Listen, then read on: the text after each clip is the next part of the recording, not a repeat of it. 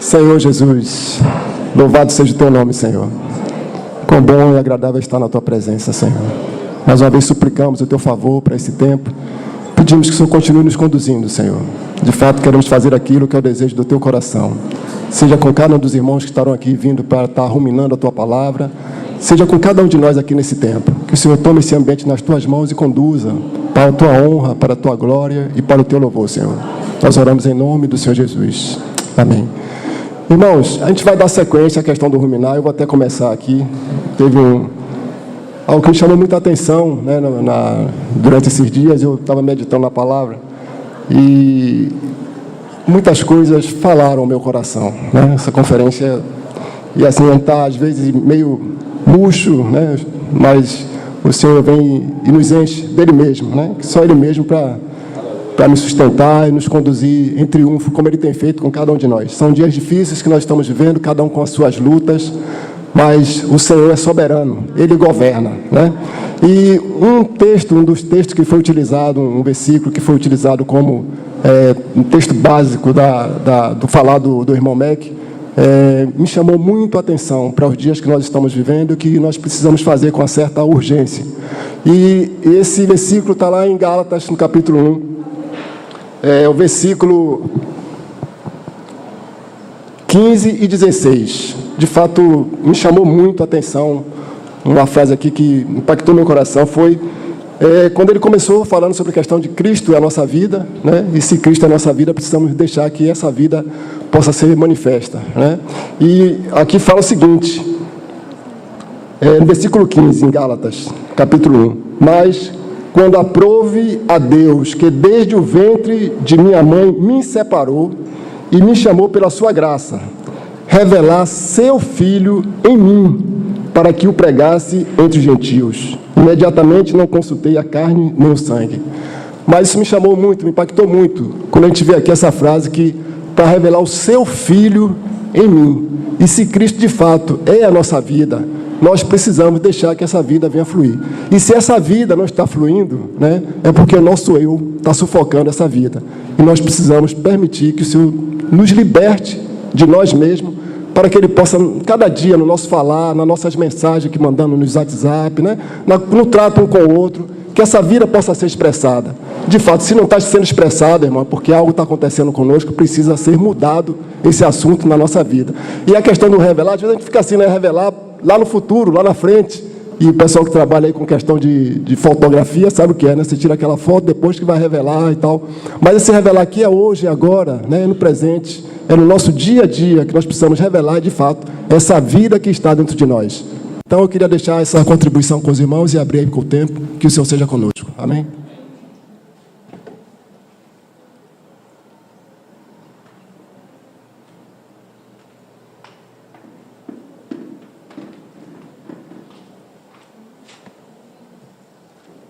Paz, filhos dele.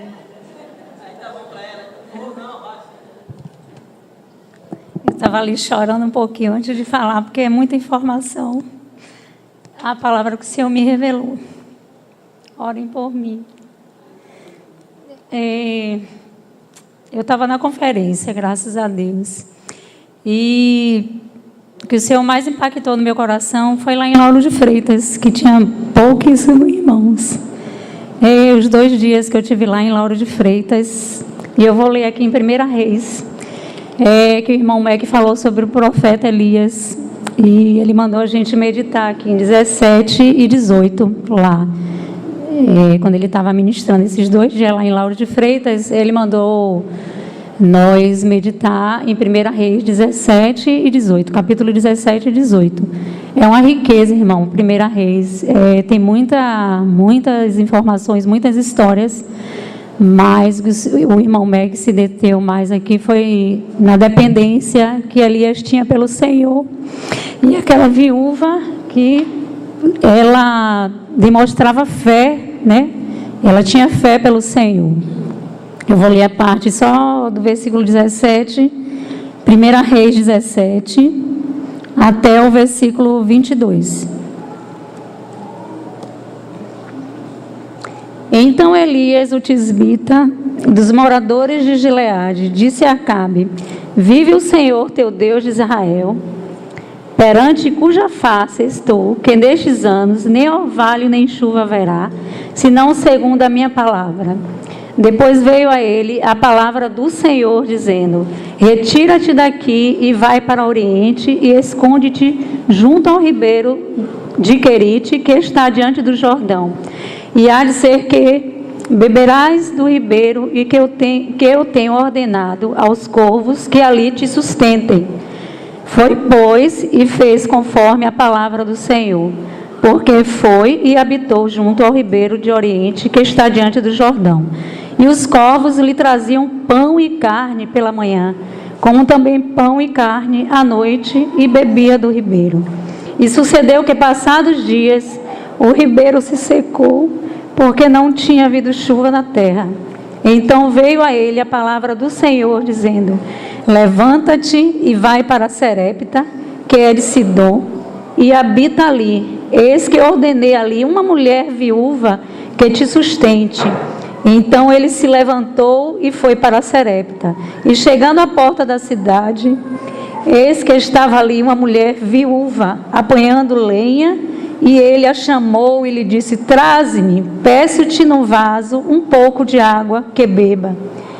E indo ela a trazê-la, ele a chamou e lhe disse: traze-me agora também um bocado de pão na tua mão.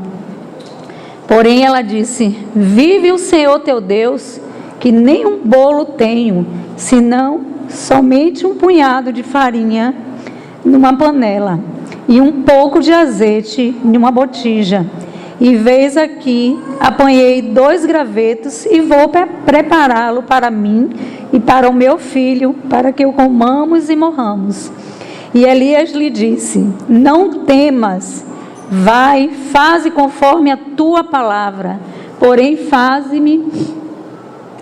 faze dele primeiro para mim um bolo pequeno e traze-mo aqui. Depois farás para ti e para teu filho, porque assim diz o Senhor, Deus de Israel: a farinha da panela não se acabará, e o azeite da botija não faltará, até o dia que o Senhor der chuva sobre a terra.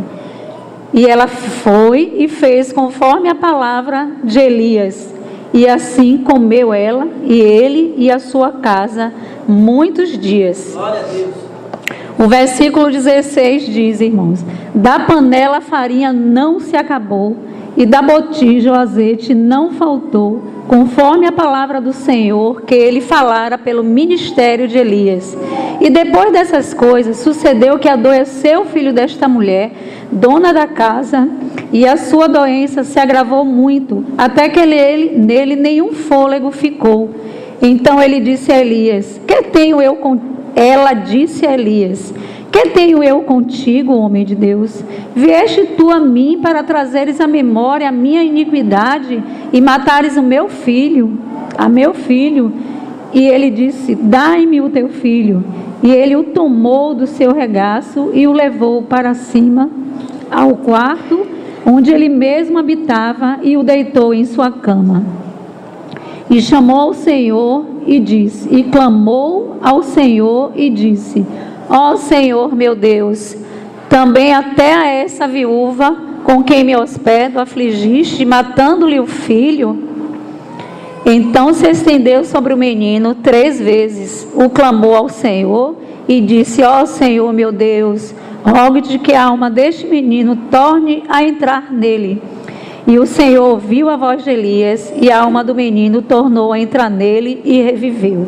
Eu vou parar até aqui, porque o irmão Meca, ele mandou nós meditarmos, irmão, 17 e 18. Eu vou ler até aqui.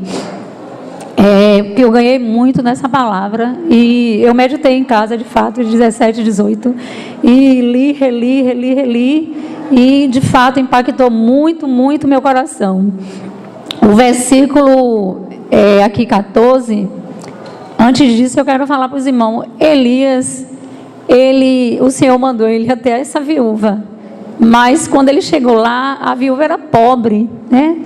Totalmente pobre, ela só tinha uns gravetos ali queimando. Ele poderia, quando ele chegou lá, que o Senhor disse para ele que ele ia e tá lá uma viúva em Serepta que essa viúva ia sustentar Elias. Mas Elias dependeu do Senhor. Elias chegou lá e viu que a viúva era pobre. Ele poderia murmurar, ele poderia sair dali daquele lugar, desobedecer ao Senhor, mas ele dependeu do Senhor. Ele continuou ali. Aí eu quero ler aqui o verso, lembrar para os irmãos. No verso 14, Deus usou o profeta para falar àquela viúva. Essa palavra, ela se cumpriu, né? No verso 14 a gente vê que foi histórico, mas no verso 16, irmão, é uma palavra profética que o Senhor fala aqui, né? No verso 16.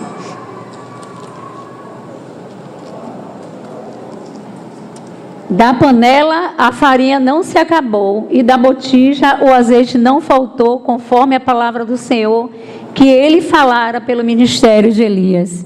Né? Então, o que significa a farinha e o azeite? Deus está falando, né, de algo que precisamos muito e temos muito pouco: a farinha e o azeite em nossas vidas.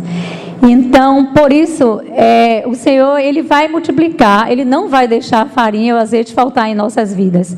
Mas o que significa a farinha e o azeite? Né? Tanto a farinha como o azeite estavam em falta em Israel, porque não chovia, né?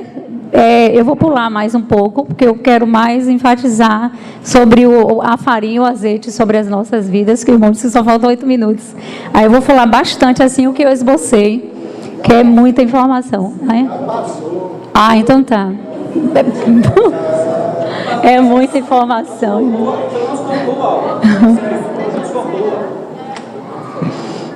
Ai, meu Deus, é muita informação. Eu vou para lá para cá. A farinha e o azeite estavam em falta naqueles dias, né, naquela cidade, né? Mas aquela viúva tinha guardado um pouco consigo e por isso foi abençoada com a visita do profeta, né? Aí eu queria dizer, irmãos, que essa falta de farinha e azeite, o que está acontecendo nos dias de hoje, no mundo, né? O mundo jaz no maligno, mas aqueles que guardam a farinha e azeite serão recompensados pelo Senhor. Aí eu anotei aqui Mateus 24:12, diz assim: e por multiplicar a iniquidade, o amor de muito esfriará. A farinha é a matéria do pão, e o pão representa o próprio Cristo, o pão vivo, né? O pão vivo que desceu do céu. E o azeite é um símbolo do Espírito Santo e aponta para a noiva do Senhor Jesus, que precisa ter o azeite. Em Mateus 25:3, as loucas, tomando as suas lâmpadas, não levaram azeite consigo. Irmãos, o verso 16 é uma forma, né? Ele é profético, é uma forma que o Senhor Deus, Ele quer falar para você que a palavra dele não cai por terra, né? E também é uma forma do Senhor, do nosso Deus, nosso soberano Deus, Ele confirmar e renovar as promessas que Ele tem para a sua vida, irmãos. O Senhor, muitas vezes nós estamos frios na presença do Senhor, mas se você clamar, irmãos, fale com fé, na sua vida não vai faltar farinha nem azeite. Senhor, na minha vida não vai faltar farinha, não vai faltar o azeite. E você verá a multiplicação da farinha e o azeite em tua vida, irmãos. Algum tempo atrás, eu estava falando com o Marcelo de Marinês. Eu disse: Senhor, eu não ouço mais o falar do Senhor. Eu estava assim, evitando de vir para as reuniões. Não que eu estava em pecado, irmãos. Aí eu falei, me deu vontade de falar com o Marcelo, com o Marinês, na casa de Marinês. Aí Marcelo falou assim: minha irmã, é porque Deus quer mostrar para nós que nós dependemos do Senhor, que sem o Senhor não podemos nada. E de fato, irmãos, quando eu cheguei em casa, que eu me arrependi, clamei, que eu estava me sentindo fria, faltando as reuniões, não estava com vontade para reuniões. E aí eu clamei ao Senhor. E de fato, irmãos, clame com fé. Nós precisamos estar diante do Senhor, cheios dele mesmo, irmãos. Amém. Somos um.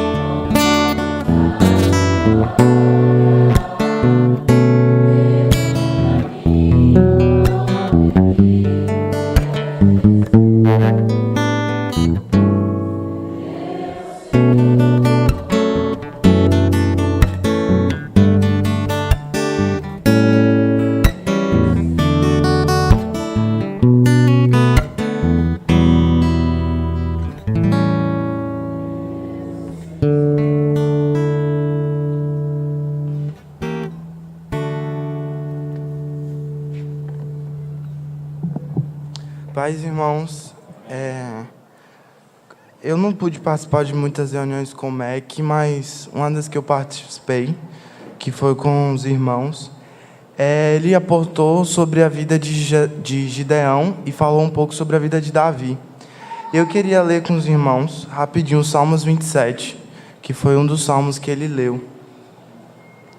Por causa do tempo, eu vou ser mais breve. O Senhor é a minha luz e a minha salvação. De quem terei temor?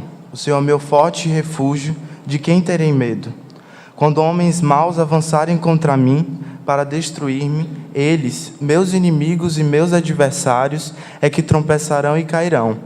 Ainda que um exército se acampe contra mim, meu coração não temerá. Ainda que se declare contra mim, mesmo assim serei confiante. Uma coisa pedi ao Senhor e que procuro, que eu possa viver na sua casa todos os dias da minha vida, para completar a bondade do Senhor e buscar sua orientação no seu templo. Pois no dia da adversidade Ele me guardará, protegido em sua habitação. No seu tabernáculo me esconderá e me porá em segurança sobre o seu rochedo. Então triunfarei sobre os inimigos que me cercam, e em seu tabernáculo oferecerei sacrifícios com aclamações, cantarei louvores ao Senhor. Ouve a minha voz quando clamo ao Senhor. Tem misericórdia de mim e responde. A teu respeito diz o meu coração, busca a minha face. A tua face, Senhor, eu buscarei. Não escondas de mim a tua face. Não rejeites com a ira do teu servo. Tu tens sido, Senhor, meu ajudador. Não me desampares e nem me abandones, ó Deus, meu Salvador. Ainda que me abandonem o pai e a mãe, o Senhor me acolherá. Ensina-me no teu caminho, Senhor. Conduz-me por vereda segura por causa dos meus inimigos. Não me entregues ao capricho dos meus adversários, pois testemunhas falsas se levantam contra mim, inspirando violência. Apesar disso, esta certeza eu tenho: viverei até a bondade do Senhor na terra. Espere no Senhor, seja forte, coragem, espere no Senhor. E uma das coisas que Mac estava falando é que se a gente passar por uma retrospectiva na vida de Davi, Davi cometeu diversos problemas. Davi foi acusado de adultério, ele cometeu adultério, ele cometeu assassinato.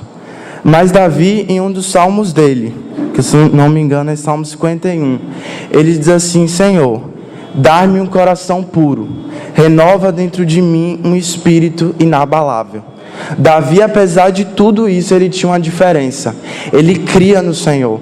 Ele via a bondade do Senhor em todas as situações. Porque Davi ele vai falar assim no verso 14: espera no Senhor, seja forte, coragem, espere no Senhor.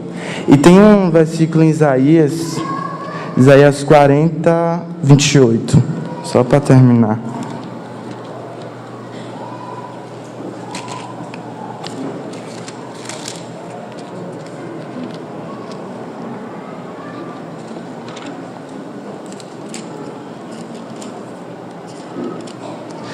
Diz assim, 29. Ele fortaleceu o cansado e dá grande vigor que está sem força.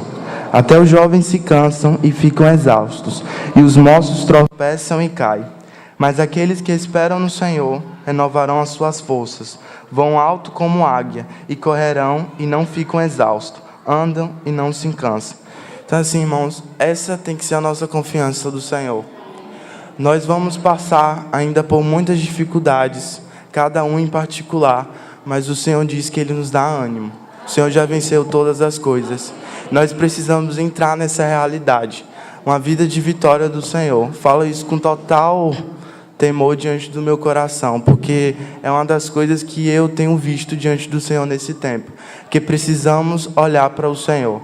Não podemos olhar para o lado, não podemos olhar para a esquerda, para a direita, mas caminhar, sabendo que o Senhor está no controle de todas as coisas, sabendo que Ele está no trono. O Senhor nunca, jamais vai sair do trono. Amém.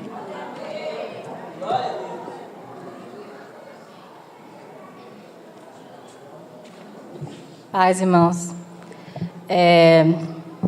Na conferência teve, em uma das reuniões que eu estive, Mac falando sobre perseverança, uma coisa que tocou bastante meu coração. Ele falando sobre perseverança, para a gente perseverar, a gente tem que mudar a nossa perspectiva.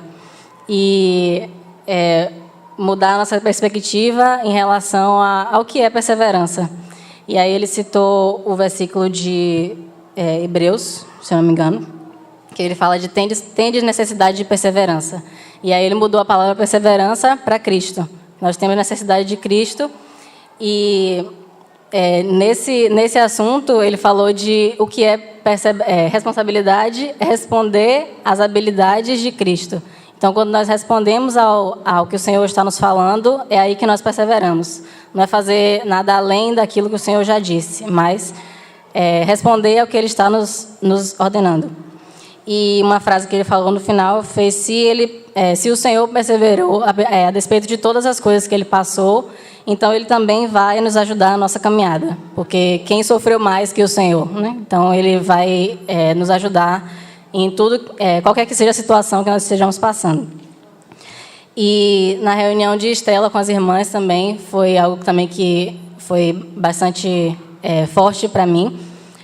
Ela falou sobre serviço nas duas reuniões, e ela falou que nós somos vasos de barro. Então, nós mesmos nós não temos valor nenhum, mas para que a excelência do poder seja de Deus e não nossa. E ela falou em relação a serviço, o que é serviço? Acho que até a Luana falou semana passada, que não necessariamente é fazermos coisas grandes e notórias, mas responder ao que o Senhor tem nos dado em cada uma das nossas experiências.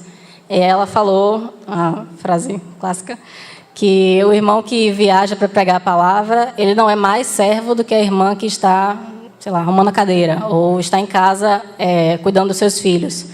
E não que as outras coisas não sejam importantes, é lógico, a gente tem que buscar realmente serviço ao Senhor, mas não além das capacidades que Ele nos deu.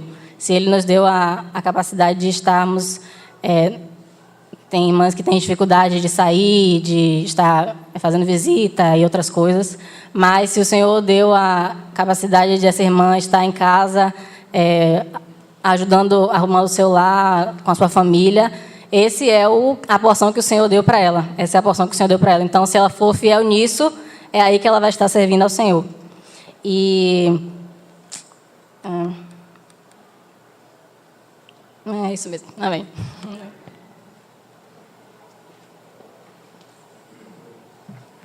A paz, irmãos. Eu nem tinha pensado realmente em estar falando aqui. Foi agora que o Senhor me colocou esse sentimento, mesmo porque a minha mente estava dizendo que a gente nem foi para a conferência. Como é que eu ia estar aqui, né? Mas quero pedir perdão aos irmãos, a ausência desse ano. A gente precisou ir para o interior, ver meu sogro, passando por algumas dificuldades, mas o Senhor esteve ali conosco também. Entendemos o propósito do Senhor esse ano, nesse período. Mas eu não podia deixar de falar de algo que o Senhor colocou no meu coração a respeito de um momento com os casais, que irmão Mac e irmã Estela trouxeram a palavra do Senhor aqui, muito oportuna, muito rica, simples e, ao mesmo tempo, muito profunda. E teve uma frase que o irmão Mac colocou, que foi algo que o Senhor já havia me falado assim, alguns anos atrás, mas ele, de uma maneira até muito simples, ele colocou... Eu não estou me lembrando se foi o irmão Mac ou a irmã Estela, mas está me vindo na mente que foi o irmão Mac mesmo. Que dentro do nosso relacionamento, o nosso cônjuge está em segundo lugar. E parece chocante isso, né? Mas foi algo que o Senhor falou para mim. Realmente, ele precisa estar em primeiro lugar em nossas vidas. Antes de qualquer coisa, principalmente dentro do nosso relacionamento, da nossa relação conjugal. Porque eu entendi isso no que diz respeito a expectativas, né? Do que a gente espera, das nossas dificuldades e da nossa mochila cheia de problemas que a gente carrega na nossa história, e levamos isso para o nosso casamento, e isso vai aparecer em termos de expectativas, aquilo que a gente espera que o nosso cônjuge nos supra diante das faltas que tivemos com os nossos pais. Né? Então, eu entendi que isso é impossível. Isso é uma expectativa altamente problemática e complicada para a nossa trajetória enquanto casal. E que, se a gente seguir nessa trajetória, a gente está fadado a um grande colapso dentro do nosso casamento. E que o Senhor realmente é o nosso total supridor em todos os aspectos, em todos. Então, é dele que temos todo o suprimento, toda a nossa provisão emocional. E todas as vezes que a gente sentir essas necessidades, porque temos muitas, meus irmãos, talvez a gente nem se dê conta de quantas necessidades emocionais temos. Mas, se a gente depositar essa expectativa, a gente vai viver frustrado.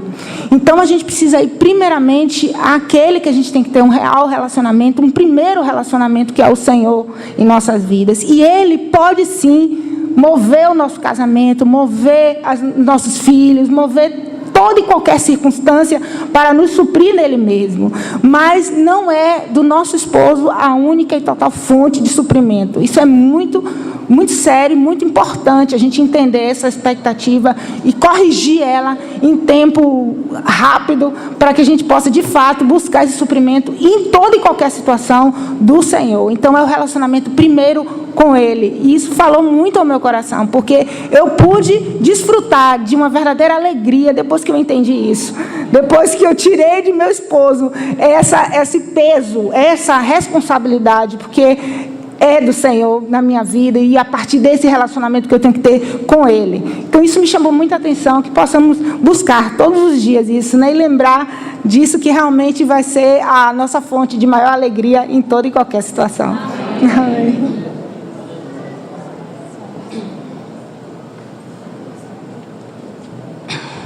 Paz, irmãos.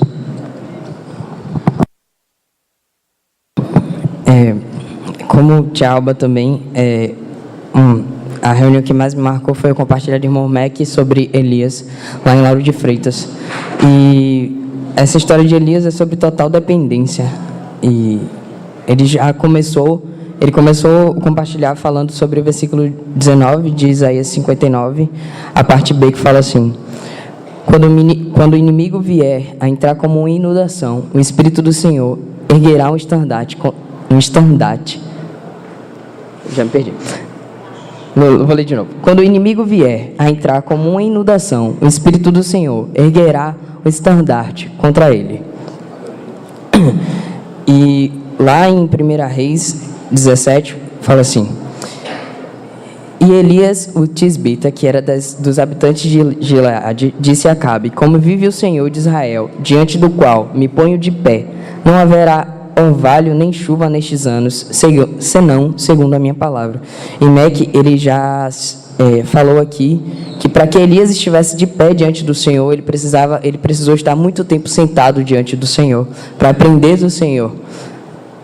E ele continua falando: e a palavra do Senhor veio a ele dizendo: vai-te daqui, e vira-te para o oriente, e te ocultes junto ao ribeiro de Querite, que está diante do Jordão.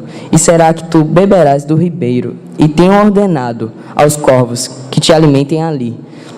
Ele grifou muito essas duas palavras, que é, e tenho ordenado, e te alimentem ali. Mas o que me chamou muita atenção foi, tenho ordenado. Elias, ele confiou nessa palavra do Senhor. Eu tenho ordenado. Ele confiou nisso e dependeu disso. E continua falando, e serás que tu... Não. 5. Assim ele foi e fez segundo a palavra do Senhor, porque foi e habitou junto ao ribeiro de Querite, que está diante do Jordão.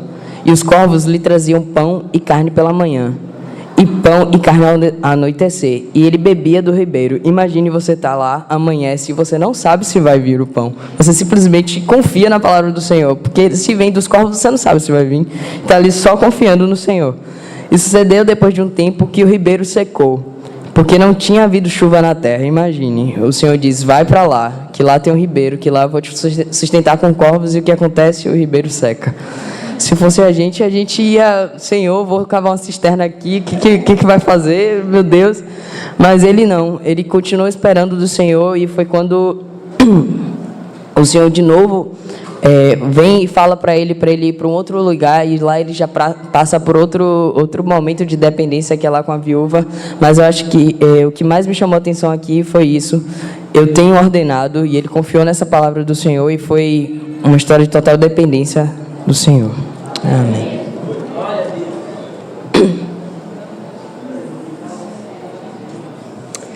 Pai do Senhor, irmão. Teve uma palavra da qual o irmão Mac falou lá... Obrigada. Lá em Lauro de Freitas, a qual cativou muito meu coração. E foi sobre Elias. Elias, ele confiava totalmente no Senhor. Elias dependia do Senhor. Elias, ele respondia ao chamado do Senhor. Ele obedecia ao Senhor, porque os seus olhos estavam voltados para o Senhor. Os olhos de Elias não estavam voltados para ele mesmo, para as circunstâncias, mas estavam voltados para o Senhor.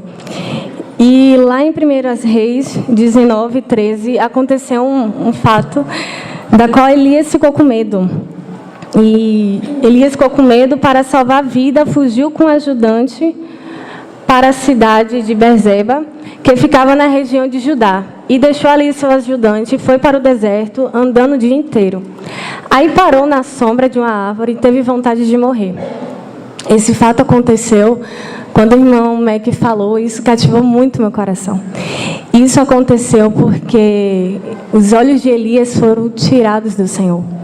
Toda vez quando nossos olhos são tirados do Senhor, a gente passa por determinada circunstância e nossa primeira vontade é fugir. A nossa primeira reação é querer fugir, é querer chorar, e a gente fica desesperado. E nesses últimos tempos, da qual o tempo está muito difícil, que nossos olhos vinham estar voltados para o Senhor. Não vinham estar voltados para nós mesmos, porque se a gente for olhar para nós mesmos, a gente nem vai querer sair da cama. Mas que nossos olhos vinham estar voltados em Cristo, vinham estar postos a Ele.